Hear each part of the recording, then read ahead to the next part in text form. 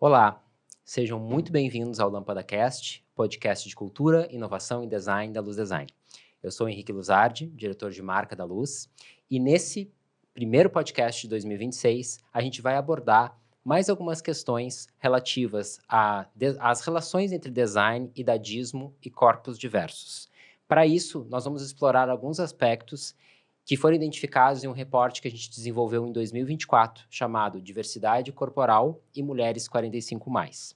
E também no reporte Bem-Estar Integral, que nós desenvolvemos no ano passado. E eu sou a Paula Visonar, diretora de inovação da Luz, e a ideia do episódio de hoje é explorar como o design pode ser utilizado como um mecanismo para a inclusão de diversidades. A inclusão é uma das dimensões da inovação responsável, mas infelizmente muitas pessoas ainda associam esse termo à cultura woke ou a pautas identitárias.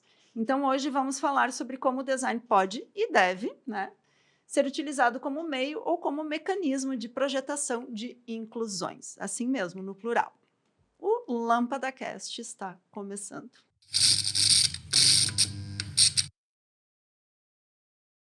E para trazer diferentes percepções e pontos de vista sobre esses temas, a gente vai hoje conversar com duas pessoas muito especiais. A gente começa pela Ana Reis, que é graduada em Comunicação Social, com ênfase em Publicidade e Propaganda e Extensão em Marketing.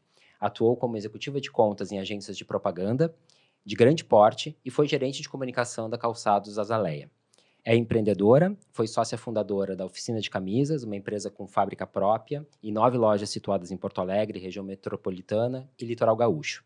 Desde 2013, tem se dedicado a projetos especiais em parceria com a Zone Design, unindo expertise e inovação em suas realizações. Ana também faz parte da Associação Comercial de Porto Alegre, onde atua como vice-coordenadora no Núcleo de Economia Criativa. Seja muito bem-vinda, Ana. Obrigada. A outra convidada é alguém que vale por duas. Estamos falando da drag queen Cassandra Calabouço, que é uma das figuras mais emblemáticas da cena drag de Porto Alegre, com 27 anos de trajetória. A Cassandra é uma persona criada pelo artista de dança Newton Gaffré Jr., profissional com 3 décadas de atuação nas artes. Cassandra transita entre a performance, o humor e a dança. Newton Cassandra é mestranda em artes cênicas pela URGS, pesquisa a drag queen e é pioneiro no estado com o workshop Pimp My Drag. Em sua trajetória de coreografia e direção, destacam-se obras como Nós, 2017, Baile de Perucas, o Show, 2020, e o premiado espetáculo Onde está Cassandra, de 2023. Vencedor de categorias como Elenco Destaque, Melhor Direção e Dramaturgia, Melhor Produção e Melhor Iluminação pelos prêmios Açorianos e Olhares da Cena. Muito bem-vinda, Cassandra. Muito obrigada pelo convite, Paula, Henrique. Obrigada, é um prazer estar aqui. Prazer é nosso. Então, começando, gente, a gente falando um pouquinho do report que a gente desenvolveu em 2024, né, Diversidade Corporal e Mulheres 45+, a gente identificou alguns pontos muito importantes para a nossa conversa, e um deles se refere a como o idadismo, né, que também pode ser chamado de etarismo ou de ageísmo, pesa mais quando se trata do envelhecimento feminino. Sobretudo quando a gente olha para o mercado de trabalho e para a produção de bens e serviços. Então, Ana, vou direcionar para ti. Tu que atuas em áreas das indústrias culturais e criativas, tu percebe que o idadismo é algo que pesa, seja no mercado de trabalho, como na produção de produtos e serviços? E nesse caso, tu percebe alguma transformação recente no que se refere a projetos de design pensados ou criados para pessoas 60+? Muito bem. Bom, eu acho que eu vou começar, eu acho que contextualizando uma questão que é a seguinte. A gente já sabe que o idadismo está aí, o etarismo está aí. Nós sabemos que as pessoas estão cada vez mais, né? Várias idades trabalhando, várias faixas etárias. A gente acha que tem 5 gerações de trabalho. Já temos 5. Até a gente pode pensar um pouco que tem, antes do baby boomer, que é meu caso, tem a geração silenciosa, né, que eles chamam, que é as pessoas de 80 anos, por aí. Uhum. E que ainda tem algumas no mercado de trabalho. A gente não Sim. pode excluir elas, mas vamos pensar nessas 5 que estão aí, né? Então, a gente tem lá o pessoal de 20 e poucos, né? Que vem até os de 70, 70 e poucos. Isso aí não tem mais volta. Eu acho que o ano de 2025 foi um ano bastante interessante porque ele tratou muito disso. Esse assunto está o tempo inteiro. Eu acho que eu li livros a respeito, a gente fala a respeito, a gente tenta conversar a respeito e acho que a gente tem que tirar coisas positivas disso. Só não pensar, olha, tu não serve mais para o mercado. A gente serve. O problema é como é que a gente vai fazer a gente servir nesse mercado. Né? Claro. Casualmente, ontem eu li uma coluna da Fran Minandi. Eu não sei se vocês conhecem a Fran. A Fran tem um livro muito interessante, que é Etarismo, um novo nome para um velho preconceito. E ela fala uma coisa que é o seguinte, o futuro das empresas já é velho. A gente já está nisso aí e não vai ter como a gente pensar que isso não existe. Sim. Por quê? A gente tem toda essa história de longevidade, de saúde, como é que a gente vai viver, para onde a gente vai, tá? Só que não existe uma coisa que é as prevenções, né? As coisas são trabalhadas quando elas já apareceram, já acontecem. Então, se a gente quer viver, a gente vai viver mais, a gente tem que viver com qualidade. O que está se fazendo para isso? Então, essa é uma incógnita que se tem. A questão das gerações, eu tenho sobrinhos X, Y, Z, que eu acho bárbaro, tá? Eu não tenho filhos, eu tenho sobrinhos. E nós conversamos muito sobre isso. E é muito rico o assunto que tu tens. Por que a gente consegue, na família, ter uma questão rica e não consegue se ter num trabalho? Né? Tu não serve mais, tu tá fora, tu é muito jovem. É outro que serve. O etarismo também tá para os jovens, né? Sim. São descartados. Tu é muito jovem, tu não entende muito desse assunto. Ou tem a questão de não se entender que tu não precisa infantilmente tratar um velho, né? Eu não gosto muito da palavra idoso. Tá? Eu acho que idoso... Eu sinto muito pejorativo, assim, eu não acho legal. Acho que eu sou uma pessoa mais velha, uma pessoa sênior, uma pessoa mais experiente. Madura. As pessoas podem chamar como quiser. Como tratam o jovem como um irresponsável. Né? Aquele jovem irresponsável. E não é nada disso. Nós somos pessoas nos seus tempos, com um mundo igual, a ter que trabalhar e se enfrentar nessa história. Eu acho que fora isso, da questão do que o mercado ele é mais velho do que a gente parece, existem 2 palavras aí que elas estão fora. As pessoas não entendem que eu tenho que te compreender, né? E te escutar. Eu acho que esse é o grande problema hoje da gente, a falta de escuta e a falta de compreensão. Não é tipo, então é empatia que eu vou me botar no lugar do outro. Eu não tenho como me botar no lugar do outro, eu tenho que compreender o outro. No momento em que eu compreendo o outro, eu começo a conseguir transitar pelas coisas, tá? Então, assim, voltando à tua pergunta, eu sou do núcleo de economia criativa da Associação Comercial. E lá acontece uma coisa que é, para mim, a chave de qualquer relação, que são a intergeracionalidade. Né? Então, a gente tem um núcleo, nós somos 12 pessoas, com gastronomia, publicitário, designer, advogado, fotógrafo, deixa eu ver se faltou mais algum mercado. E o pessoal de... Jogos? Loja autoral. Loja autoral. De produtos autorais. E um de jogos provavelmente vai voltar. Tá? E tem um de audiovisual também que a gente está puxando. E lá tem dos 20 e poucos aos 70, quase. Tá? Porque tem uma que eu sou uma das mais velhas. E esse ano a gente estava fazendo uma apresentação de todos os núcleos para a direção da CPA. E eu achei muito legal quando a coordenadora do nosso núcleo, que é a Adriana falou uma coisa que eu achei fantástico, que ela incluiu, assim, na hora, ela disse, olha, eu queria salientar uma coisa, que o nosso núcleo ele é intergeracional. Porque, além da gente ser multidisciplinar, a gente é intergeracional. E se a gente parte desses 2 pontos de vista, essa é a grande sacada para a gente estar nas empresas e nas relações, tá? Aí, eu não consigo te falar sobre produto, o quanto tem pensado para isso, porque eu acho que tem uma questão antes, que é como as empresas vão se preparar para fazer esses produtos. Porque tem uma questão que é a seguinte, se eu pensar hoje, quem mais está aí nas empresas, digamos que como principal protagonista, é a geração ali dos 40 e poucos, né? 30 e poucos. Como é que esse jovem vai conseguir definir produtos, serviços, aplicativos para uma pessoa de 64 como eu, ou de mais idade? Tu tem que ter essa pessoa de 64 para justamente dizer, olha, eu não consigo botar meu dedo aqui, sabe? Meu dedo é gordo, eu digito. Esses pareceres são muito importantes. E acho que esse é o grande, digamos assim, o que para as empresas, porque isso, teoricamente, é investimento. É muita grana, mas se a gente for pensar, o que pode fazer o fato de tu ter várias gerações trabalhando, tu encurtar soluções, tu encurtar consultas, tu encurtar decisões, porque tu tem vários olhares. Então, tu encurta, tu investe menos, né? As coisas são mais rápidas. Isso pode também trazer, que às vezes é algum ponto que as pessoas trazem, mas carga de horário de trabalho. Esses dias eu estava ouvindo uma palestra e perguntei para das empresas que estava falando como é que eles levavam a questão das pessoas 60 a mais.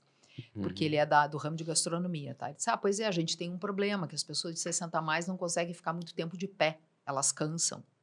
Eu disse, Poxa. Eu não entendi, né?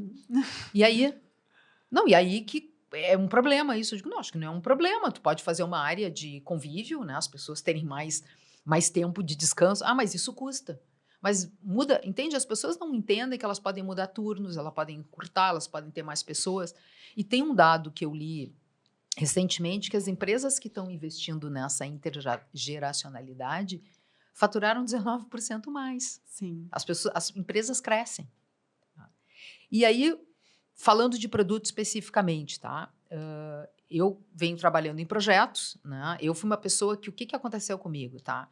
Eu, de 2013 a 2023, trabalhei na Zon Design, que é um escritório que eu particularmente gosto muito e que pratica a intergeracionalidade. Isso tem lá dentro da Zon.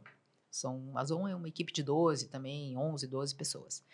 E em 2018, eu estava com 57 anos, e a Beatriz, que é um pouco mais velha do que eu, que é a dona da Zon, ela disse, Ana, vamos criar um produto para oferecer para a Tramontina, tá? Algo assim que a gente consiga assim abranger, propor algo diferente. E eu disse para ela, Beatriz, eu tenho me observado, que eu acho que a gente parte para aí quando a gente vai fazer um produto. E me dei conta de que eu estou com quase 60 anos e começando a ter dificuldades. Isso que eu tenho uma alimentação regrada, eu faço atividade física, ok. Só que a gente vai ficando velho, não, né? Claro. Que é para abrir pote de vidro, de pêssego, abrir garrafa de suco, enfim. Quem sabe a gente tenta alguma coisa por aí. E a gente ficou umas 2 horas falando sobre isso, de pessoas que estão, a gente, eu, tu, isso. Bom, o que aconteceu? Se conversou no escritório, a intergeracionalidade veio, e a gente propôs para a Tramontina vamos chamar de 3 ferramentas, tá? Para abrir potes. Então, uma manual, uma de balcão e uma para prender no armário aéreo da cozinha. Nós estávamos achando isso assim o máximo. Claro. Super. Aí, antes de apresentar para a Tramontina, a gente conversou com um fisioterapeuta amigo nosso, que a gente fez um trabalho toda a programação visual da clínica dele. Ele disse, olha, eu não entendo nada disso que vocês estão falando, meu trabalho em fisioterapia é outro. Nos indicou uma pessoa de reabilitação em movimento, tá? Uma neurocientista, que é da Universidade da Ciência da Saúde. Ela nos ouviu e disse para nós uma coisa. Se vocês querem fazer um produto que vai valer a pena, vocês têm que criar um talher, que é o negócio da Tramontina, né? Para pessoas com doença de Parkinson. Que maravilha. É maravilha porque o que aconteceu, tá? Que aí, a esse ponto, eu vou aí ser rápido, eu não vou me estender muito, porque a gente até pode criar um podcast sobre esse produto, que ele é bárbaro. Claro. O que aconteceu aí, tá? Nesse momento, a gente entendeu o seguinte, é uma empresa que tem condições de investir, a gente vai ter que investir em pesquisa, tem uma cientista para tocar pesquisa, tem o escritório de design para entender, tem o relacionamento para falar e tem fundamental, que são os pacientes. Sim. E ali tu encontra pacientes com uma faixa etária grande, diferenças de idade. Nenhuma pessoa com doença de Parkinson é igual. Não tem, não existe um padrão. Vai ser... Não tem. Pessoas, então, que começaram a falar e a gente focou no seguinte. O que mais faz alguém sair da convivência? quando tem Parkinson. Se tu tem tremor, por exemplo, é a vergonha de começar a cair comida quando tu tá comendo, Claro. ou tu ser lerdo para comer, que são coisas que falam, o velho é lerdo, ele caminha devagar, ele pensa devagar, ele decide devagar. A gente focou nisso e entendeu que o que a gente tinha que trazer era um prazer para comer, voltar a conviver, né? E a partir disso aí, que a gente não focou na doença, porque tem um dado que é o seguinte, 2030, que é depois de amanhã, certo? Sim. Certo. A doença de Parkinson vai ser a doença neurodegenerativa mais predominante. Ela vai ser mais que Alzheimer, vai ser mais que corpos de Levy e outras tantas que tem. Então, a gente focou nisso, no prazer, e aí se trabalhou, se fez 150 protótipos, até chegar no talher ideal. Que legal. O que aconteceu com esse talher? Aí vem a questão da tua pergunta que tu me fala, se há produto para pessoas 60 a mais. Acho que há um pensamento ao contrário. No momento em que eu crio produtos que incluem, eu estou solucionando uma gama imensa de pessoas, independente da necessidade que ela tenha, da doença que ela tenha, da idade que ela tenha, do problema que ela tenha. Claro. Esse talher, em momento algum, a gente teve a pretensão de resolver o tremor. Claro. Não cura tremor. Claro. Mas ele é um facilitador para comer. Hoje, e a minha parte é o relacionamento, tá? Eu falo com gente do Brasil inteiro, da área da saúde, pacientes que contam o quê? Quem tem tremor essencial, que é aquilo que tu pode jovem começar a tremer, que as pessoas, tu deve estar com Parkinson. Não, tem pessoas que têm. Sim. Ele está ajudando. Pessoas com esclerose múltipla, pessoas que tiveram algum acidente vascular cerebral. Quer dizer, as pessoas com fraqueza nos membros superiores. Então, tu imagina, tu faz uma coisa que a velha pergunta, quem é que tem que incluir? É quem tem o problema ou nós que temos que entender que a gente tem que incluir? Certamente a Cassandra vai falar muito bem sobre isso, né? Ele está aí para todo mundo. Né? Então, o que eu acho é o seguinte, as empresas têm que se ligar que a intergeracionalidade é o canal, é perceber a partir disso, então não excluir e sim juntar, porque aí nós vamos conseguir criar produtos, serviços eficientes e muito mais baratos, porque tu vai acertar. Quer dizer, vou estar eu testando, por exemplo, uma coisa e dizendo, isso dá para mim ou isso não dá para mim. E um jovem testando e dizer, isso é muito ruim porque só dá para eles, não dá para mim. Então, eu acho que é isso. Maravilhoso, maravilhoso. Eu fiquei curioso te ouvindo, mas também pensando na Cassandra, porque a gente pensa, né, Cassandra, no terreno da arte como algo muito aberto, muito poroso, muito democrático, que tudo pode, que cabe tudo, mas é assim, tipo, à medida que a gente vai envelhecendo um pouco, assim, se percebem algumas dificuldades ou, de repente, algumas limitações são impostas? Como é que funciona? Então, não. O campo das artes, ele reproduz a vida, gente, né? Sim. E é importante também situar que tudo que eu falar é da minha vivência aqui de artista do sul do Brasil, né? Claro. Importante ter esse contexto, assim. E, enfim, eu não acho que o meu corpo envelhece, né? Está envelhecendo. Eu percebo mudanças, né? Eu danço aí há mais de 30 anos. Eu percebo que tem coisas que eu fazia que hoje eu não faço mais. Mesmo nas performances montado, né? Na Cassandra, tem coisas que eu fazia que hoje eu já não faço mais. Mas como artista da dança, eu entendo o corpo como algo que tá tudo bem envelhecer, assim. Eu acho que eu lido bem com isso. E os meus pares, né, as pessoas com as quais eu trabalho, elas também têm esse olhar, né, de que, olha, tá envelhecendo, não consegue mais fazer 20 saltos, saltar 20 vezes, salta 10, não salta. Sim. Vamos subverter? Eu sou da dança contemporânea, né, sou um artista da dança contemporânea, então...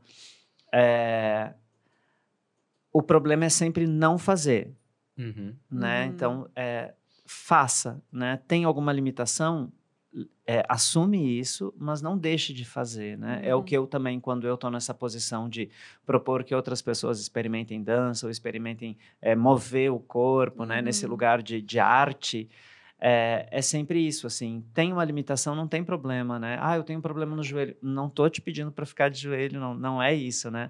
Mas experimenta outras coisas, fica de pé, então. Mas não deixa de fazer, né? Não deixa de experimentar. Então, eu acho que está tudo bem comigo, eu lido bem, mas existe sim uma pressão muito grande, e existe Olha, gente, eu não. Menos da população em geral e mais da própria classe artística, assim, especificamente na dança, não, sabe? Na dança, não tanto, assim. Tem aí vários espetáculos, Velhos Corpos Novos, tem outros da Eva Chu, tem vários espetáculos que estão trazendo o elenco mais maduro, né? Um elenco mais 50 a mais, 60 a mais para a cena, e mostrando que a arte não tem... O corpo envelhece, mas não é sobre isso, né? A arte está para mostrar além disso, né?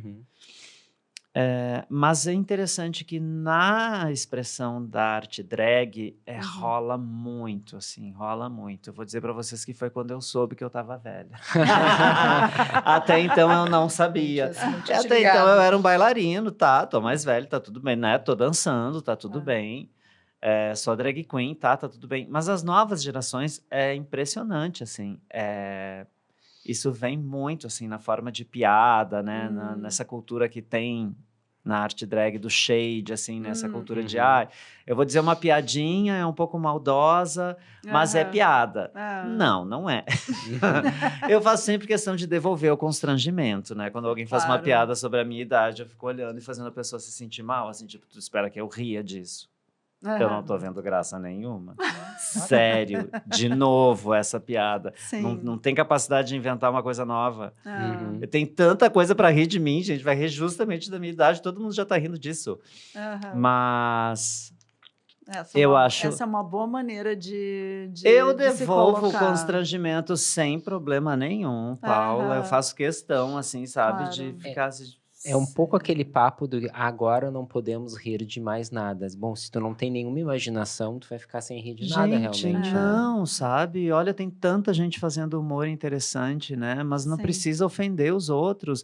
E, sinceramente, a questão da idade, para mim, não é uma ofensa. Mas é o que isso tudo traz. Claro. É o que isso tudo traz. Eu vou estar rindo de uma coisa que eu nem acho graça. Sim. Não, sabe? Eu não acho graça fazer piada sobre a idade de alguém. E, sobretudo, assim, a dimensão do preconceito embutida nisso, né? Porque, na verdade, quando a pessoa comenta a respeito da idade, ela está dizendo, olha, tu já está ultrapassada, sabe? Né? Exatamente. Acho que esse é o problema maior, assim. Porque ela está reproduzindo algo, sabe? Pode ser que, na verdade, ela nem acredite naquilo, mas é a piada mais fácil que tem, vou jogar. Vou fazer. Não, sabe? Olha, me pergunta, então, que eu posso dizer um monte de coisa para rir de mim.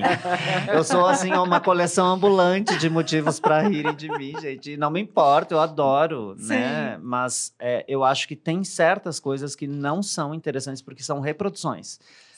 De etarismo e de várias outras, às vezes de machismo. Tem muita coisa que é delicada. Então, a arte realmente, Henrique, eu acho que ela tá aí para nos mostrar que ela é feita por artistas, assim, né? E artista não é uma pessoa que tem, assim, artista uau, um ser supremo, iluminado, tudo que faz a gente tem que baixar a cabeça. Não, né? Tem muito artista e a gente vê isso, claro que grita aos olhos quando a gente sabe de situações, né? Que nem aqueles humoristas que... Nem vou citar o nome pra gente não dar ibope pra quem não precisa. Exatamente. Mas, às vezes a gente pode incorrer nesse risco, assim, né? De estar reproduzindo coisas e eu não acho legal, assim, não acho mesmo. E também tem, hoje em dia, acho que tem duas coisas. Uma coisa que eu queria pescar, que a Ana falou, que é essa questão do etarismo não ser algo só relacionado à pessoa mais velha, mas também à pessoa mais jovem. E eu tenho lugar de fala nisso, porque eu sofri etarismo quando eu era mais jovem, porque eu comecei a trabalhar com 15 anos de idade, então eu era, durante muito tempo, fui muito nova para muita coisa. E aí depois, agora eu tenho 50, então agora, né? Você tá assim, ficando velha para as coisas. eu já estou ficando velha para as coisas, sabe? Então, assim... A gente está sempre alguma coisa, né? A gente está sempre alguma coisa, e isso é uma coisa que me incomoda também, né? A gente nunca é uma coisa simplesmente, sempre tem algum problema, né? Como se tivesse algum problema, algo que pega, assim. E uma outra coisa também é que se tem falado muito sobre os superidosos, as pessoas que têm 80 a mais e que são superativas, né? O caso da Fernanda Montenegro, agora tem até um filme com ela e com outra... Ari Fontoura. Com Ari Fontoura, exato. São duas pessoas muito ativas, ele, no caso, super ativo também nas redes sociais, maravilhosos os vídeos. É o caso também do Martin Scorsese, que também tem uma filha adolescente. Eles fazem uns vídeos para TikTok que são hilários, assim, os dois juntos, né? Então tem essa combinação. Mas, claro, se fala sobre super idoso, assim, também uma coisa quase heróica, sabe? A pessoa está com 80 e poucos anos, nossa, tá lá trabalhando e tal, né? Não pode parar, né? Não pode parar, é como se tivesse que ser uma pessoa atuante, como se estar atuante trabalhando fosse o que justifica essa pessoa estar mais velha e continuar vivendo, sabe? Assim, não sei se vocês percebem isso. Sim, sim. Ou se é uma viagem, assim, que eu tô tendo, mas eu acho que totalmente. Não, total. Fica aquilo que no início vem como um valor, acaba sendo tóxico, assim, né? Isso. Vai pesando, assim, tipo, mas então tem que ser assim, né? É só assim que vai valer a pena? Tem que não, ser, né, abre gente? aspas, produtivo. Exato. Aí pode envelhecer. Mas se resolver se aposentar e só curtir, aí... Não pode. Aí não pode. Tu tem que continuar trabalhando. Teve uma questão que eu li no reporte de vocês que eu achei muito interessante, que é essa questão que a gente fala muito da saúde, né? De ter saúde, de cuidar da saúde, mas é importante a gente conviver com a doença, né? Sim. É importante. Vai acontecer, ou não, se não acontecer, que bom. Sim. Mas às vezes a gente não precisa ser mais velho para conviver com uma doença, né? Não. Parece que a humanidade nega isso, assim, as pessoas negam isso, é um culto à saúde, à perfeição, à alta performance. Não, gente, tá tudo bem, né? Uma coisa que eu acho extremamente violento, Cassandra, é aquela coisa do fulano venceu a doença, né? Porque assim, se fulano venceu a doença, a outra pessoa que morreu perdeu. Sim. Né? Eu acho tão violento falar vencer. Não, ela passou por aquilo, ela superou, ótimo, parabéns, etc. Mas assim, colocar essa coisa assim, como se fosse um troféu, tu ganhou, tu venceu. Tu não foi forte o bastante. Como assim? Né? Exato. É muito essa lógica de performance, né? Que permeia todas as relações, inclusive quando a gente fala desse universo, né? De saúde. Sim. Acho que é interessante isso que vocês estão trazendo, porque esse olhar é que nem quando olham assim para mim, eu digo, eu não tenho problema nenhum também. Eu nunca pintei cabelo, eu não tenho nenhum problema com a minha coisa. Eu curto essa coisa de estar aí, porque tu tá viva, né? Sim. Sim. É simples, tu não tá mais morta e tu não precisa estar toda assim pra... Não, eu tô dentro do meu... Eu vivo na minha possibilidade, né? Claro. Quando olha, tipo, mas tu tem... mas tu é tão jovem, tu não parece... Eu acho tão... Não precisa fazer esse comentário para mim, entendeu? Eu acho que a gente tá, cada um nas suas coisas. E é como tu diz, tu convive com a doença, assim, eu sou hipertensa. E, ok, fiquei hipertensa e tenho que cuidar da... Agora eu vou ficar numa neura porque eu estou hipertensa, o que será que eu fiz errado? Gente, hipertensão, a idade também traz hipertensão, né? Histórico familiar ou não. E acho que isso que tu traz é importante mesmo. Como tu percebeu o teu corpo, o que tu faz ou não faz. Eu faço pilates, tem coisas que eu não consigo. Digo, olha, eu não vou conseguir fazer isso aí. Né? E a minha professora disse, ótimo, que bom que tu te percebe. Claro. Porque eu acho que essa é a questão. No momento em que tu começa a te perceber, tu tem um entendimento, né? Eu me aceitei assim, não é isso. É um entendimento sobre as coisas. É um autoconhecimento. Claro, eu já tive 30 anos, né? E lá talvez eu pudesse pensar como é que seria ser 60. Sim. Não, é completamente diferente. Certamente imaginei lá atrás. É completamente diferente, porque os tempos são outros, gente. Tudo é outro, né? Não é uma coisa que fica estática e deu. Que é o que tu tá trazendo aqui. Sabe que isso tem uma questão de saúde, assim, né? E de alta performance. Quando a gente pensa na dança, né? Falando especificamente da dança. Assim, dança é saúde. Até ali, né? Até ali. Nossa. Eu comecei e atuo como profissional da dança, né, há 30 anos. Então, já comecei na dança num grupo profissional, Sim. com um ritmo de ensaio pesadíssimo, assim, nos anos 90, né, quando isso acontecia. Hoje em dia, não sei de outras companhias aqui que não têm patrocínio e que conseguem se manter, mas a gente se mantinha, o Ballet Fênix, ensaios de segunda a sexta, Lindo. 4 horas por dia, viva, né, o corpo e todas as suas possibilidades. Antes dos 45, meu joelho disse, oi, tá aqui o boleto. Usou, tava bom, né? Toma aqui teu boletinho, agora tá na hora de pagar. Então, tenho aí uma artrose no meu joelho e que no momento em que isso aconteceu, eu pensei assim, acabou, né? Parei, vou parar de dançar. Acabou. E daí eu comecei a me ligar e falar com outros artistas, outros bailarinos e a gente, não, mas eu também tenho. Sim. Mas tu nem te queixa. Não me queixo. É um limite que eu tenho. E daí mudou essa esse meu entendimento da coisa, Sim, né? a percepção. Porque isso existem muitas formas de seguir, né? Mas é conviver com isso, buscar a saúde, né? A saúde não é algo que tu alcança, que nem a felicidade, né? Não, a saúde é algo que tu vai vivendo e vai buscando e vai negociando, mas é importante a gente estar atento para não cair nessa coisa meio tóxica, assim, né? De, tem que ter saúde. Saúde é o que interessa, o resto não tem pressa. Não, gente, a vida é urgente, tudo é agora. Inclusive desfrutar e, enfim, estar aberto aos riscos, né? De saber que sim, por exemplo, atleta, né? Ninguém fala que os atletas são pessoas que nem sempre têm uma boa saúde, assim, porque fazem uso enfim, de outras substâncias, né? Em E que alguns convivem casos. com a dor constantemente. Exatamente, que quando eles param ali na vida profissional, eles seguem vivendo com muitas dores, assim, né?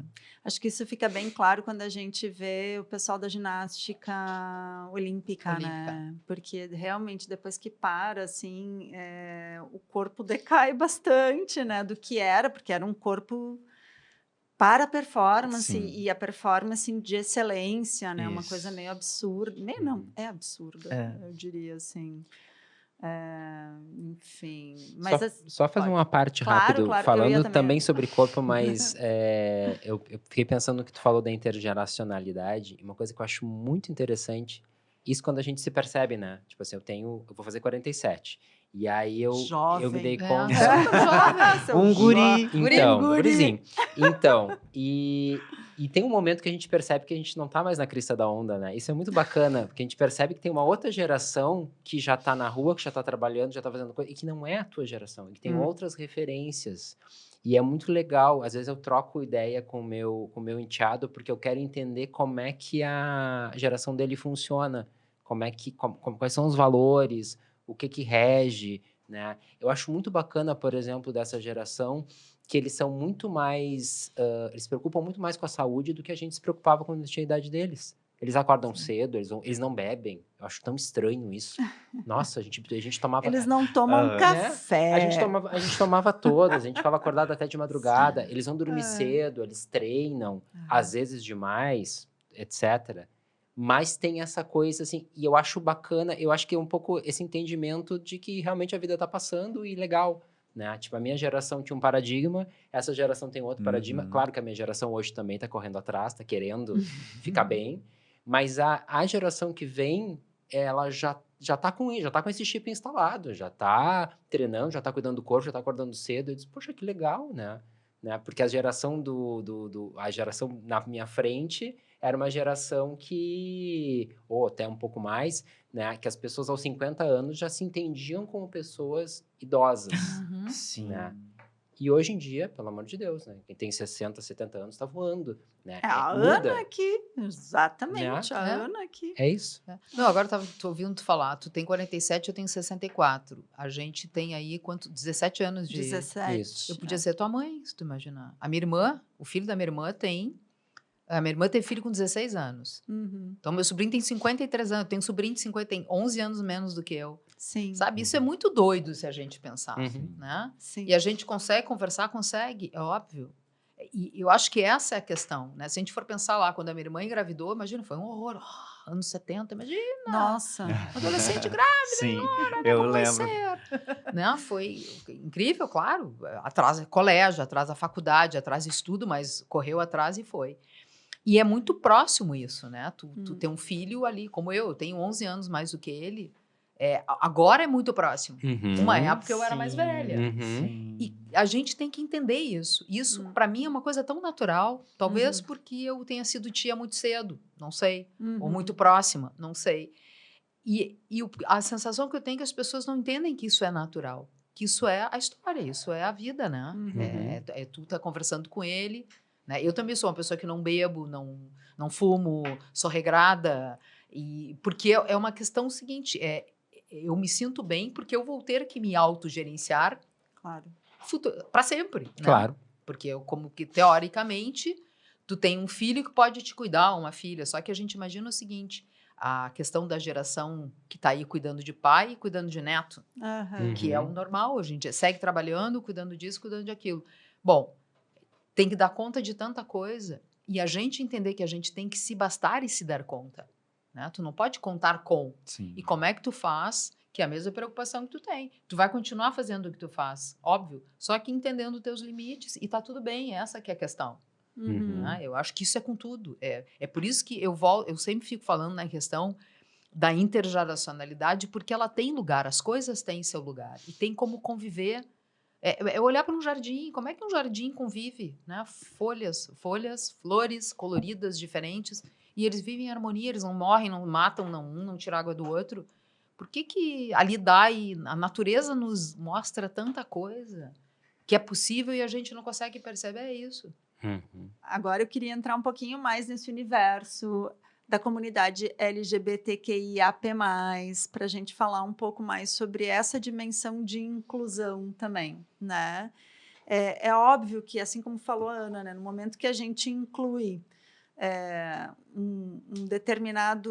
uma determinada porcentagem, vamos dizer assim, de pessoas, né, com alguma inabilidade, né, a gente acaba também incluindo outras pessoas. E isso que é o bacana quando a gente olha para design para inclusão, por exemplo, né? No momento que tu foca em alguma coisa diversa, a gente acaba abraçando outras diversidades para além, né?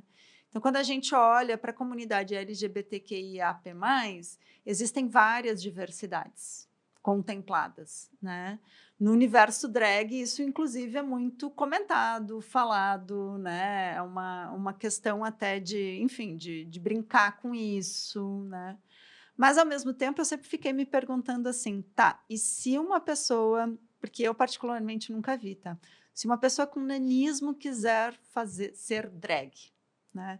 Se uma pessoa em cadeiras de roda quiser ser drag, se uma pessoa cega quiser ser drag, como é que funciona? Como é que, se tu puder trazer um pouquinho da Se uma pessoa com Down quiser ser drag. Exato, se uma pessoa com Down quiser ser drag.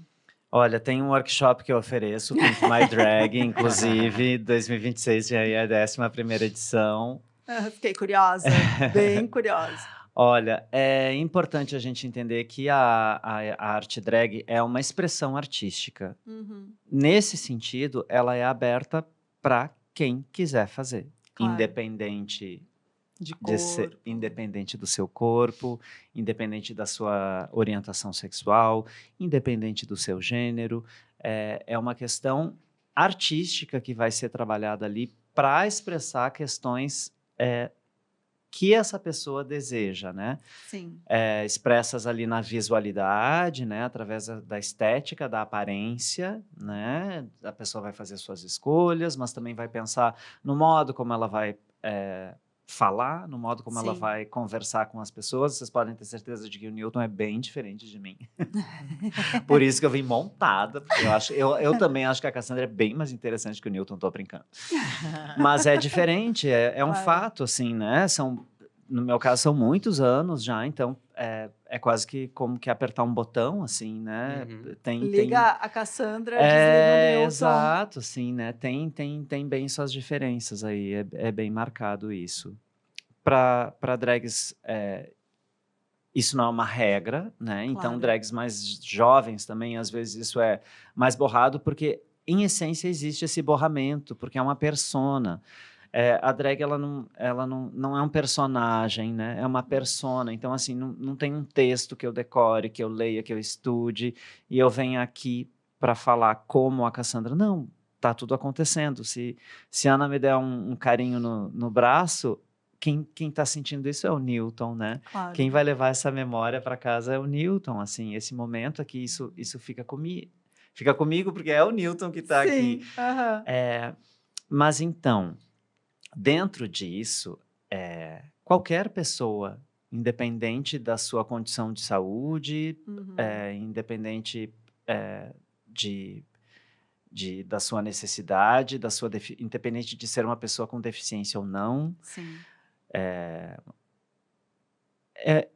para quem tem corpo, eu acho, sabe? É para quem tem corpo e vontade de Desejo. viver essa expressão. Tem que ter esse desejo, assim, né? Uhum. Pode ser que para alguém, por exemplo, nesse curso, no PIMP, tem muita gente que vem e quer ter uma experiência artística, né? Sim. Então a pessoa vai, ela faz porque ela quer ver, quer conhecer, quer entender como é que é isso, quer começar esse processo, porque ele não tem fim, a menos que a pessoa não queira mais se montar, né? Também tem isso, tem como é uma expressão artística, né, gente? Claro. Ser artista em qualquer lugar do mundo é muito difícil, mas neste país, neste momento, é muito delicado. E aqui no sul desse país, mais ainda.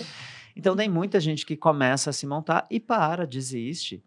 Mas fica aí essa possibilidade de viver, de vivenciar algo, né? Algo artístico, assim. Então, Claro. entendendo que dentro de cada um, né, como que eu conduzo isso no PIMP? Não é regra, tá? Não, juro, gente, não tem manual. E eu acho que isso é o mais maravilhoso da arte drag, assim, porque ela tem uma origem que era bem underground. Hoje a gente vê drag até em podcast.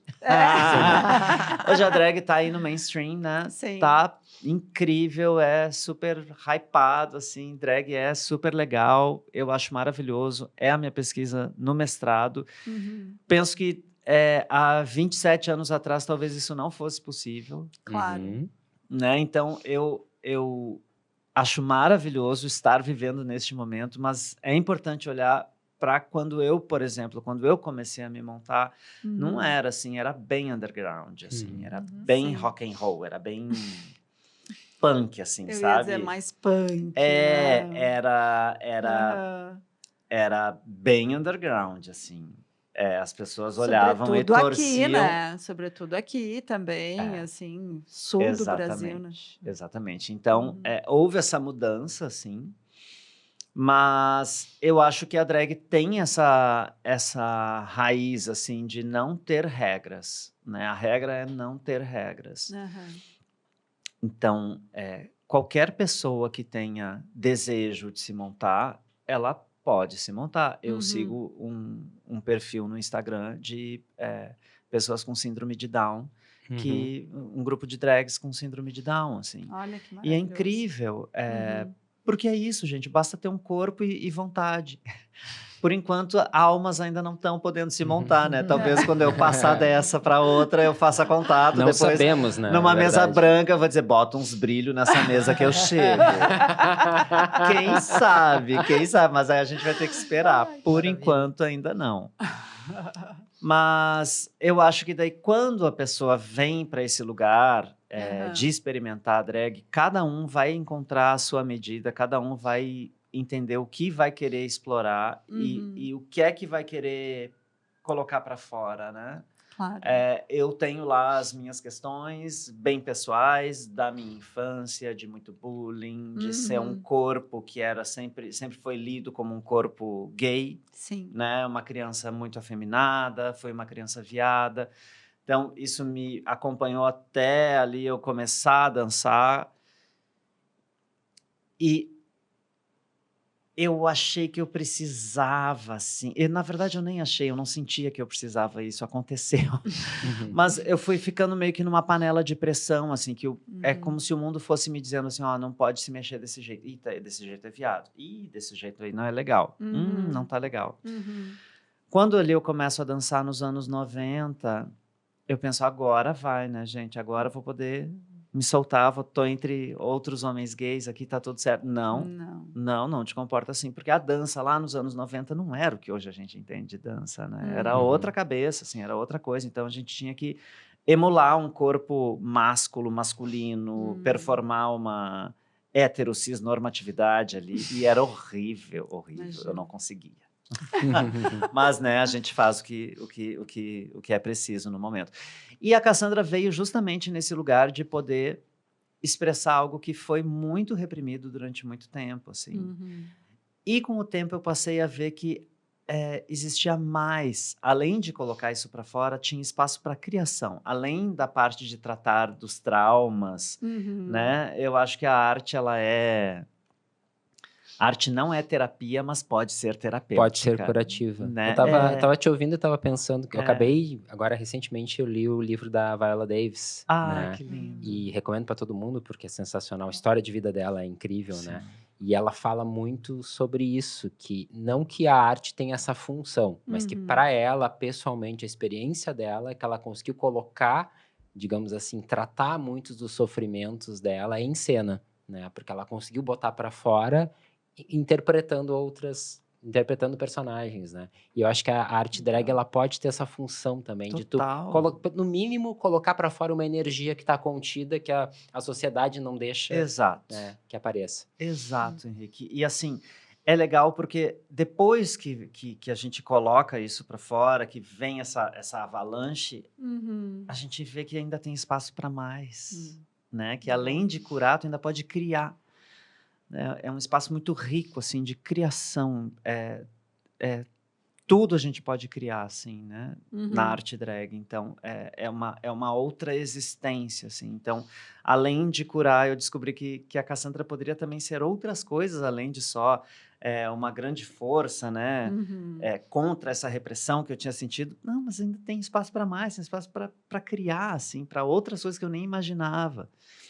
Então, mas eu acho, daí voltando para a pergunta da Paula, que além disso, eu acho que o mais legal que a arte drag tem na sua essência, na sua raiz, na sua matriz, né, é a questão da diversidade, assim.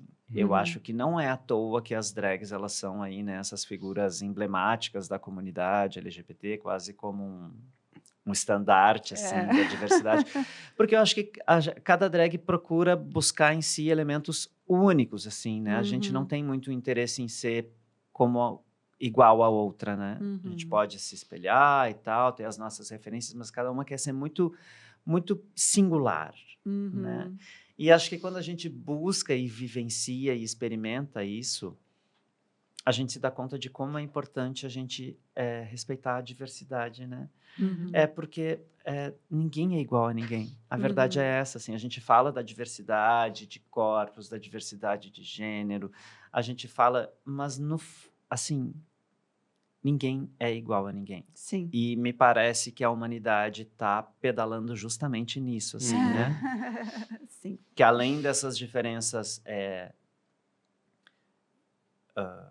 de corpos, diferenças de gênero, além da diversidade sexual, além da diversidade racial, além da diversidade social, existe uma diferença entre as pessoas e que isso está afunilando, assim, né?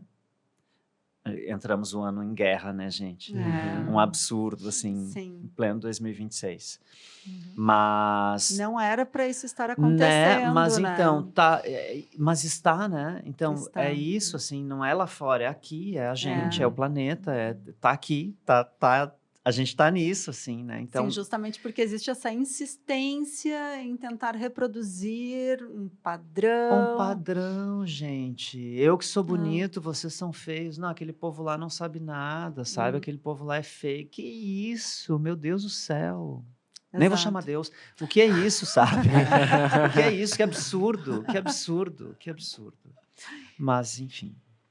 Sim, é bastante interessante a gente chegar nesse momento, assim, falando sobre isso. Enfim, porque é sobre isso, nós já somos diversos, né? E diversidade, inclusive, é força. Se nós não fôssemos diversos, Com nós certeza. teríamos Exatamente. Inclusive, a padecido. biologia fala isso, né? Exato, mas é a partir do ponto de vista biológico mesmo que eu estou falando Exato. agora. Biologicamente, nós precisamos ser diversos. Eu que nasci lá em Caxias, né? Caxias do Sul, a gente, por uma questão de consanguinidade mesmo, é uma cidade que tem propensão a ter determinadas doenças, porque a maioria das pessoas veio do mesmo lugar, lá no norte, né? A maioria, hoje não é mais a maioria, mas uma grande parcela da população veio do mesmo lugar do norte da Itália, ali já tinha toda uma questão também de casamentos próximos e tudo mais. Isso se manteve em alguns aspectos ali, né? E aí tem algumas doenças que são características assim da região da Serra Gaúcha mesmo. Uma delas é leucemia, por exemplo. Né? Então, veja o quanto que a diversidade é importante, justamente para nos tornar mais fortes, inclusive para sobrevivermos a determinadas doenças que podem ser muito difíceis. Né? Então, é uma questão bem complexa, né, querido? Complexo.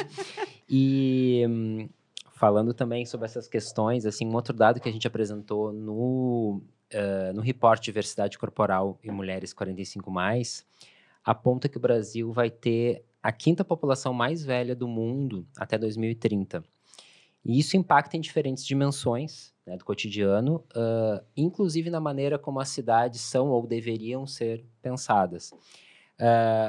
Com as enchentes, né, de 2024 em Porto Alegre, no Rio Grande do Sul, a gente viu todos esses problemas, né, do projeto urbano, dos projetos das cidades, né, ou da inexistência disso, e especialmente para pessoas 60+. Então, é uma questão para vocês duas, mas se por um lado a gente tem essa demanda crescente para pessoas 60+, a gente também observa as mesmas questões quando a gente olha para corpos diversos, né? Então, como é que vocês veem, assim, né? Como é que essa relação desses corpos na cidade, né? Quais são as dificuldades que vocês enfrentam? Quer falar? Pode começar. Sabe que a cada 20 segundos uma pessoa faz 50 anos no Brasil, né? Sim. E a cada 25 segundos uma pessoa faz 60 anos. Então, vocês imaginem, realmente, esse número é Assustador. Assustador, Claro. né? Por isso que não tem volta mais, né? Eu percebo uma coisa, eu sofri enchente, né? Então, Sim. acho que dá para Sim, falar pois é. com Propriedade. né? O que eu percebo? Eu morei durante 20 e tantos anos num condomínio na Zona Sul, numa casa que tinha piscina, jardim, adorava o condomínio, super legal. E tu começa a te dar conta com a idade, porque eu acho que o rico da idade é justamente tu entender que ela tá aí e tu tem aprendizado com ela, né? Tu não tem que voltar para trás, tu vai para frente com ela. Eu fui me dando conta de coisas e que não tinha nada a ver ficar morando ali, naquilo ali, né? Primeiro que Porto Alegre é uma cidade que há décadas ela é péssima na movimentação. Ela é horrível em tudo, né? Eu moro desde 2019 no centro. A minha vida é a coisa mais feliz do mundo. Eu raramente uso carro, ando muito a pé. Sim. E uma coisa que a idade te ensina é tu começar a ter as coisas próximas de ti também. Tu começa a fazer tudo perto. O que eu vejo com isso das cidades, tá? Quando eu resolvi ir para o centro, talvez tu fique numa coisa de resgatar aquilo que a gente tinha de quando tu morava em bairro. Eu me criei na Coronel Bordini, tá? Então, a gente Sim. andava de pé descalço, correndo, gritando enlouquecidamente pela rua e estava tudo muito bem, né? Chovia, a gente ficava na rua brincando, se alagava. Tinha um Sim. problema lá na Eudoro Berlim que alagava, a gente ficava mergulhando, achava o máximo isso. Tava ótimo, né? Até que tu sofre uma enchente e vê como é que essa cidade volta disso aí. Né? Eu, sinceramente, assim, ó. Vocês sabem aquela campanha Água Até Aqui, né? Sim. Tá. O que aconteceu? Eu recebi aquela campanha, a gente imprimiu e Uhum. nós fomos grudando em vários lugares e eu nunca pensei que eu fosse ter uma receptividade tão grande de todos os estabelecimentos comerciais, com exceção de uma franquia de café, que eu não vou dizer qual é, que a franquia não permite, né? Que pena. Que pena. E eu colei, eu saí do meu prédio, a água estava 2,27 metros, tá? Então, Nossa. eu colava 2,27 metros, eu tenho na minha casa, na estante lá dos livros, a 2,27 metros tem um água até aqui. Então, quando essa água baixa e ela termina, tu vê o que sobrou é uma tristeza o estado que está Porto Alegre. Porto Alegre é uma cidade que ela é linda, os prédios são lindos, mas tu continua vendo aquela marca do marrom, o chão que está todo desmontado, as plantas que estão mortas e as plantas resistiram, né? Elas resistem muito. E quando eu fui para o centro, que eu saí lá da Zona Sul e vim para o centro, eu sentia vida na cidade. Era uma cidade com vida. Né? Era uma cidade que as pessoas caminhavam. E aí a gente pega, por exemplo, assim, coisas como a Noite dos Museus, esses eventos todos que acontecem na rua, o que eu achei fantástico o que eu ouvi das pessoas dizendo como é seguro andar no centro. Mas, gente, o centro é seguro. É uma ilusão que as pessoas têm que ele não é. Tem que ter gente. No momento em que a gente tem gente convivendo, as coisas mudam, entende? Né? Fica tudo orgânico, tá todo mundo convivendo com aquilo.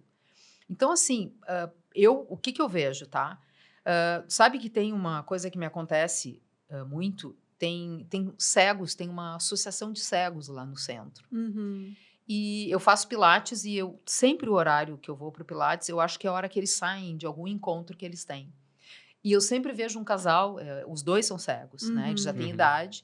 E esses tempos, eu olho eles caminhando e assim, ó, velho já é invisível. Parece que as pessoas elas passam por mim, entendeu? Uma coisa eu desvio. É verdade. Elas acham que tu é um holograma.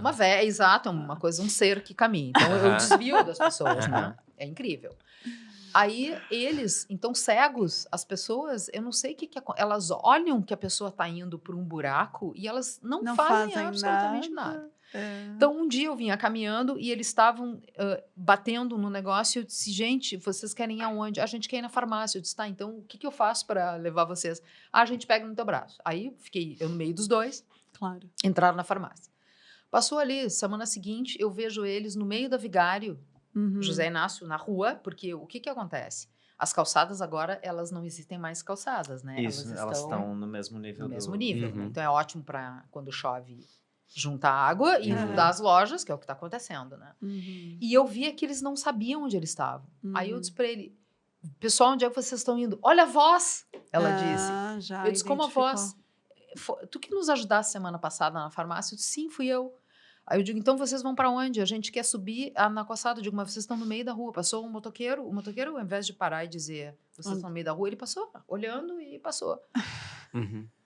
Isso é o centro. E essa é a leitura que eu tenho, entende? Das coisas serem assim, ó, vamos reviver o centro, vamos ter coisa, agora vão construir um prédio. Eu provavelmente vou perder a minha visão da catedral que eu tenho, porque tem uma garagem que vendeu o terreno e vão construir um prédio de 30 andares. Nossa. Bárbaro. Ele vai ter 92 metros, provavelmente, de altura. São estúdios de 20 metros quadrados. São 300 apartamentos. Vocês imaginam que bárbaro? 300 pessoas num prédio que é uma coisa imensa. É isso. Eu imagino essas 300 pessoas ou mais, vamos botar 600 pelo menos, tentando estacionar. No centro. Botando seus carros, porque todo mundo tem que ter carro, né? É uma cidade planejada para ter carro. Né? Sim, o ponto de vista é a partir das coisas e não das pessoas. Eu me lembro de há um tempo atrás, estava pesquisando sobre a enchente de 41, e detalhes, coisas sobre a cidade, porque eu não sou de Porto Alegre também, sou de Pelotas. E aí eu descobri que nos anos 70 houve um projeto e houve, inclusive, uma certa adesão para que o mercado público fosse demolido, porque eles queriam chegar mais rápido da Siqueira Campos a Júlio de Castilhos. E o mercado público era Tava atravancando. os então, carros. claro. Claro. Gente. Para conseguir chegar em 2 segundos a menos na Júlio de Castilhos, vamos demolir o mercado público.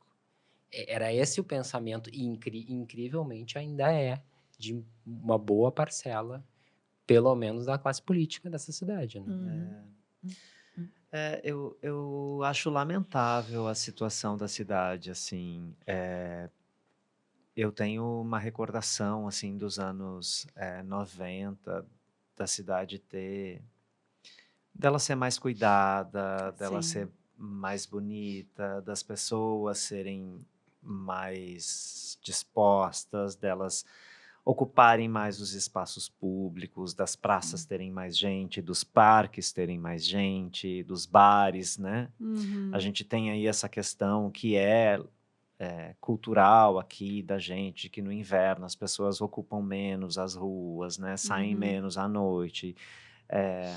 Mas no verão, né? Na primavera ali já começa, as pessoas vão mais para a rua. Me parece que existe um plano que não é aberto e publicado, né? Não é dito, mas existe uma intenção de deixar a cidade só para os carros, assim. Tirem as pessoas da rua, assim. As ruas não foram feitas para as pessoas andarem. As calçadas, elas estão péssimas. Sim. A gente paga os valores que paga de IPTU Sim. e todas as outras taxas, e isso acaba recaindo sempre para os próprios condomínios ali, de ajeitarem as suas calçadas. Então, é uma conta que eu não entendo. E a gente está perdendo os espaços de socialização, né? Então, tem vários bares sendo fechados. Esse movimento de, nós vamos diminuir o movimento na Cidade Baixa e vamos criar o 4º distrito. Gente, o 4º distrito não emplacou, primeiro porque o 4º distrito ficou embaixo d'água. Sim. Sim. É um lugar de difícil acesso. E assim, As pessoas têm medo de ir no 4º distrito. Muito medo. E, assim, a gente não tem mobilidade. A mobilidade urbana na cidade é péssima. Sim. E está cada vez pior. Está cada vez pior. É horrível, mas é muito mais fácil chamar um aplicativo para se deslocar do que aguardar um ônibus. Claro. Eu acho isso horrível. Acho Sim. isso horrível. Isso é péssimo. Toda cidade perde com isso. Sim. E me parece que essa coisa do centro, dessa tristeza, eu acho que isso está um pouco na gente. Eu também não sou daqui de Porto Alegre, também sou de Pelotas, mas moro aqui desde muito criança, assim, então vivi esses, né, os anos ainda 70, 80, 90, sempre vivi aqui, e eu acho que era muito diferente. Eu não digo isso do ponto de vista, naquela época que era boa, não, é só porque eu já vi diferente. Claro. Já foi diferente. E me parece que a gente está indo por um caminho que é muito acelerado e que ninguém consegue fazer nada. Mas a gente pode fazer alguma coisa, né? As eleições vêm aí. É o nosso poder, assim. A gente tem que poder mudar as coisas, gente. Não pode ser. A gente está perdendo a cidade para sei lá quem, para sei lá o quê, mas não tem mais essa recente reforma que foi feita no centro. É horrível, não tem mais banquinho no centro. Assim, aqueles banquinhos onde as pessoas ficavam sentadas na Borges, Sim. não tem mais, acabou. Sim. Acabou, não tem mais banquinho. Não tem mais nada. Tipo, não senta, não ocupa, não usem a cidade, por favor. Vão para suas casas. Não, né, gente? Cadê? Até porque se as pessoas ficarem nas ruas, elas também vão se dar conta dessas coisas, né, Cassandra? Elas vão conversar umas com as outras. Exato, elas vão começar a se dar conta Sim, dos Paula. problemas, das coisas que Sim. precisam ser revistas, refeitas, E tem uma questão também, né, repensadas. Paula, assim, de Aham, quais as pessoas, né? sim, Porque, assim, existem as pessoas que podem acessar os shopping centers e sentarem na praça de alimentação ou nos banquinhos e ficarem né, comendo sorvete, conversando, né? Existem sim. as pessoas que vão usar o banquinho da Borges de Medeiros. Talvez essas pessoas não sejam a prioridade, né? Então, para que ter banquinho? Sim. Que pessoas que vão ocupar esse espaço? Acho que A também cidade é para quem, né? a cidade é para É, quem? A cidade é para quem? Eu me lembrei também, quando eu cheguei em Porto Alegre, a primeira coisa que eu prestei atenção é que não tinha buraco na rua. Eu disse, uai, não tem buraco aqui, porque Pelotas era uma buraqueira, né? Só. E a gente andava no aham, ônibus assim, sacolejando. aham. E eu tive essa impressão também. Eu peguei todos os T's que existiam, T1, T2, T3, Sim. T4, e eram uns ônibus bons. Sim, eram Uhum. As muito coisas Sim, eram bons. Sim, boas, eram muito Sim. né? bons. Os equipamentos urbanos eram bons, eram bem cuidados, Sim. eram relativamente limpos, relativamente bem cuidados, né? E acho que isso muito se perdeu. Concordo contigo. eu estou preocupada com a hora. A gente já passou de 1 hora ali. Ai, tá tão bom. Mas acho que a gente já tem que ir mais para o final aqui. Enfim, tem uma questão que a gente organizou aqui que junta as duas coisas, né? Seja a dimensão das pessoas 60+, seja a dimensão também da comunidade LGBTQIA+, que tem a ver com saúde mental, né? Então, isso foi um aspecto que a gente falou no report, né, de bem-estar integral, saúde social e saúde mental. Isso que você estava falando de viver as cidades tem a ver diretamente com saúde social, né? A gente estar nos espaços públicos e retomar a relação com as pessoas é saúde social, então as cidades serem pensadas para promover isso. E tem a questão da saúde mental, né? E a saúde mental, enfim, ela tem a ver com tudo isso. Mas tem alguns dados que são bem ruins, assim, quando a gente olha para essas duas dimensões. Pessoas com mais de 60 anos, né? A OMS diz que cerca de 871 mil idosos morrem em todo o mundo devido à solidão. Por ano, isso, né? Porque existe essa epidemia da solidão e ela está diretamente ligada à saúde, justamente à saúde mental, né?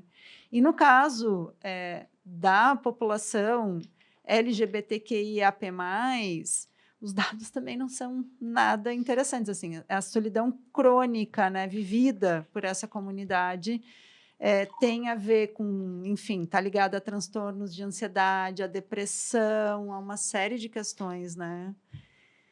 E aí, gente, o que a gente faz com isso?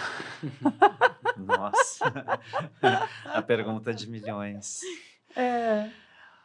Olha, desculpa. Não vai, por favor.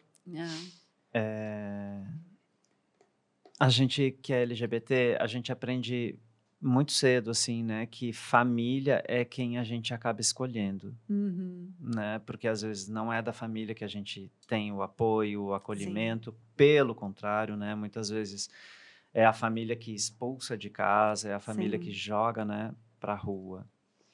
Então a gente aprende que é importante a gente ter uma rede de apoio, né? Nossos amigos, a família que a gente escolhe. Uhum.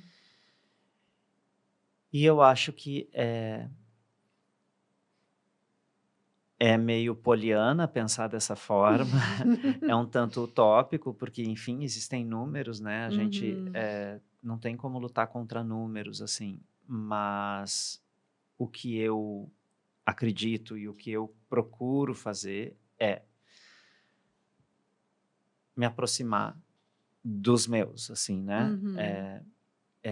Estar em relação a, Sim. né? Seja no ambiente profissional, seja no ambiente pessoal, na família que eu escolhi, na família que eu montei, Uhum. mas tá sempre em relação aos outros, assim, para fugir disso, para fugir da Sim. solidão. Porque é muito muito triste, é desumano, Sim. é desumano. Sim. E é algo que pode acontecer com todos, com todas, com todos. E sim, a população LGBTQIAP+, é mais suscetível. E as pessoas, e a gente também pode entender que isso é um marcador, né? Porque também Sim. essa população LGBT, ela envelhece, né? Exato. Uhum. Então, quando isso se soma, tende a ficar ainda mais cruel essa verdade, né? Que são esses Sim. números que vocês identificaram aí no reporte. Então, eu realmente acho que a solução está no amor e na união entre as pessoas, assim, sabe? Da gente se juntar, assim, da gente Uhum. deixar um pouquinho o celular de lado e buscar o olho no olho, deixa eu ouvir tua voz que eu já não me lembro mais, Uhum. vamos se ver, vamos pegar um ar juntos, porque, né, sol às vezes torra e chuva, às vezes a gente fica inundado nessa cidade, então vamos só respirar o ar juntos por enquanto, não vamos pegar sol nem chuva, mas vamos se ver, essa coisa de marcar presença, assim, sabe? Eu Sim. tenho isso um pouco comigo, assim. Eu fiquei muito tempo no armário, eu aguentei muita coisa durante muito tempo, então eu tenho essa Claro. coisa de, não, eu preciso fazer, assim. Aham. Então, a minha ação é sempre nesse sentido de estar reunido com pessoas, né? Com afetos, assim. E você, Ana? Eu acho que é isso aí, entendeu? Eu tenho 2 grupos de amigos, tá? Eu tenho um da faculdade e tenho um outro de amigos da vida, que a gente, esse amigos da vida, ele chama 60 mais divertidos, tá? Ai, que ótimo. Bárbara. E o outro é da faculdade desde 82, por causa eu sou até a mais jovem do grupo, tenho uma mais velha. A gente tem o costume de se encontrar, tá? Porque esse grupo da faculdade, por exemplo, tem algumas que não ficam sempre em Porto Alegre. Tem uma que vive São Paulo, Porto Alegre, a outra fica mais tempo em São Paulo, o outro já mora ali em Sapucaia, enfim. Então, a gente dá um jeito de tempos em tempos, a gente se encontrar. A gente já tem um que faleceu, teve uma queda e estava com 60 e poucos anos, acabou sangrando, aquelas coisas, e tinha uma outra questão de saúde e faleceu. Então, quando tu começa a ver essa coisa da proximidade da morte com a tua idade, tu começa a encarar de uma outra forma. Eu não tenho... Eu penso o seguinte, quando tu faz 60, tu entrou no teu último 1/3 de vida. A finitude, as pessoas... Ai, que horror falar sobre isso. Não, gente, não é necessariamente que eu vou morrer amanhã. Mas eu tenho que pensar nisso. Eu estou no final, né? Eu estou num último momento. Como é que eu vou viver isso aí? Que é o que você está falando. Eu quero viver como bem ou eu quero viver mal? Uma questão que a gente tem possibilidades aqui. Né? Nós somos diferenciados. Né? A gente tem conhecimento, esclarecimento, talvez financeiramente mais organizado, enfim. Um fato, quando tu conhece algo que tu consegue trabalhar com ele, tu tem uma outra forma de encarar. Como é que a gente faz justamente com todo mundo que não tem isso? Né? E que a gente sabe que é um número absurdo. E acho que é isso que a gente está falando aqui. Né? Como é que a gente faz para acabar com essa solidão? Eu vi uma matéria essa semana de umas mulheres que se encontram no SESC. Que o SESC proporciona coisas bárbaras para as pessoas. Só que eu acho que o gaúcho, principalmente, ontem até eu estava falando com um amigo meu sobre isso, o gaúcho tem uma pompa, né? Ele tem uma soberba, essas coisas meio de públicas, né? A SUS. Como é que é aparelho esses aparelhos que as pessoas vão nas praças? Não, legal. Vai pra academia, faz a vacina lá no Vacine, né? Não, gente. Se a gente entender, que eu acho que aí vem a questão da saúde mental, porque ela vira uma saúde pública, se nós todos parássemos de investir tanto e estar preocupado com o plano de saúde e exigir e estar no SUS, entender que o SUS é uma coisa fantástica nesse país. Sim. Né? Eu tenho amigos no mundo inteiro que dizem que o que vocês têm não existe em lugar nenhum, gente. A forma como vocês têm, né? E começa a usar, as coisas começam a mudar. Porque eu acho que muito da tua saúde mental começa a ficar ruim do pavor que tu fica de uma coisa que vai te acontecer que tu nem sabe. A minha mãe usava uma expressão que eu adorava, que era o sofrer por antecipação. Tu já tá sofrendo por antecipação? Como assim, mãe? Tu tá já imaginando um troço. Eu parei há muitos anos, tudo bem, tem muita análise no corpo, né? Mas de parar de sofrer com antecipação. A tua vida é tu focar no que tu tá vivendo agora, entender ela, mas, óbvio, te preocupar com com depois. E eu acho que essa coisa do cultuar as amizades, eu vou mandar um WhatsApp e pergunto, eu posso te ligar? Eu tenho pavor de ficar falando. Uma coisa é a gente trabalho, tá? Isso é uma questão, a gente resolve. Mas eu tenho pavor de ficar áudio. Gente, criatura, Me liga. me liga, eu vou te ligar, né? Eu tenho um amigo meu que me liga pelo WhatsApp, coisa que mais me irrita, porque não pega. Aí eu ligo do telefone, né? Lembra?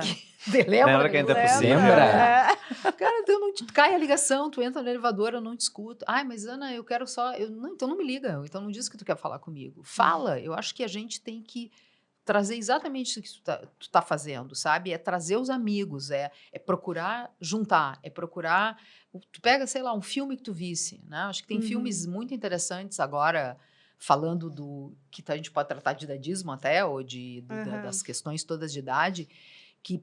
tu tá doida. Por exemplo, Meu Bolo Favorito. Meu Bolo Favorito é um filme lindíssimo. Acho que tem coisas de cinema, vários filmes, toque familiar, enfim, que tu pode ver, que são coisas que te fazem, te tocam e te proporcionam, por que não conversar, ser o assunto da conversa.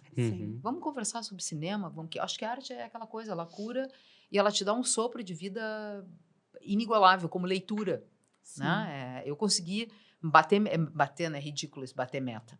Eu me propus a ler um livro por mês, pelo menos ano passado. E eu consegui, porque é o que tu está falando. Eu não tenho muita coisa de ficar em WhatsApp ou em redes sociais, mas eu gosto muito de ver, assistir coisas, filmes e etc e tal. E eu comecei a me policiar nisso, porque a leitura te enriquece de uma forma absurda. Né? Eu acho que ela te faz... imaginar, eu acho que no momento em que a gente volta a imaginar, volta a ter essa questão da riqueza da imaginação, fica tão mais rica a vida. A gente se sente mais vivo, né? Se sente. E acho que isso são coisas... A arte pode sempre te proporcionar isso, que é o que tu trouxesse. Ou coisas que têm uma afinidade. A comida. O cozinhar, né? Eu comecei a cozinhar por uma questão... Eu botei parafusos e placas na C3... E aí o meu neurologista, eu fiquei com sequela péssima das mãos, ele disse, o que tu odeia fazer de cozinhar? Muito prazer, vai cozinhar. E eu fui cozinhar. E graças a Deus cozinho, e já perdi muita destreza, entende? Mas ele disse, tu estaria muito pior se tu não estivesse fazendo. Então é enfrentar as coisas que tu quer botar para baixo do tapete. Não, acho que essa é uma forma. Gente, que bonito, né? Precisa terminar, infelizmente, porque tá Mas muito foi bom. muito lindo. Foi muito legal. Olha, o match foi perfeito. Opa, até me emocionei aqui. Eu adorei o match esse. Foi muito ela legal. Me falou a Paula, eu achei o máximo. Eu digo, gente, vai ser muito diferente. A gente não vai ter uma pessoa, vai ter três. Três três aqui, né? É primeiro podcast com 5 pessoas que a gente faz, né? Legal. Gente, a gente queria agradecer muito a presença, a disponibilidade, a conversa. Adorei. Foi muito legal, foi muito bonito assim, o que vocês trouxeram e a gente só tem a agradecer realmente, né, Paula? É verdade, foi lindo. E obrigada, Cassandra. Obrigada, Ana. Eu adorei o convite. Olha, também muito adorei. bom. Mais alguma coisa que vocês querem dizer? Temos espetáculo esse final de semana? Temos, posso dar o serviço aí? Na verdade, o episódio vai acabar... É verdade. Mas não tem problema, mas em algum momento, você que está vendo e ouvindo esse podcast, assista ao espetáculo Onde Está Cassandra? Exato. Eu pretendo ir ver já agora, no final de semana da semana que nós estamos gravando, inclusive... E vou depois fazer reviews. Que delícia. Muito obrigada pelo convite, Ana, gente. quer dar um jabazinho aí de alguma coisa? Não, eu acho que assim, foi o primeiro podcast na minha vida, tá? Eu nunca que legal! Tu era virgem que de legal. podcast. Virgem de podcast completamente. E assim, o próprio assunto, porque tem coisas, por mais madura que a gente seja, tu sempre acha que tu não tá pronto para falar, né? Porque não é, minha expertise não é essa. É um tema que mexe demais comigo, muito. 2 temas me mexem, porque eles têm afinidade, né? Que é a questão do etarismo e da inclusão. Sim. Sem isso aí, né? A vida é isso, né? Sim. Então, são 2 temas que me interessam demais. E eu fiquei muito feliz quando eu tive convite. Foi uma surpresa para mim. Que legal. Né? Muito legal mesmo. Que legal, gente. Então é isso. O Lâmpada está terminando. Muito obrigado por assistir e até uma próxima. Tchau. Tchau.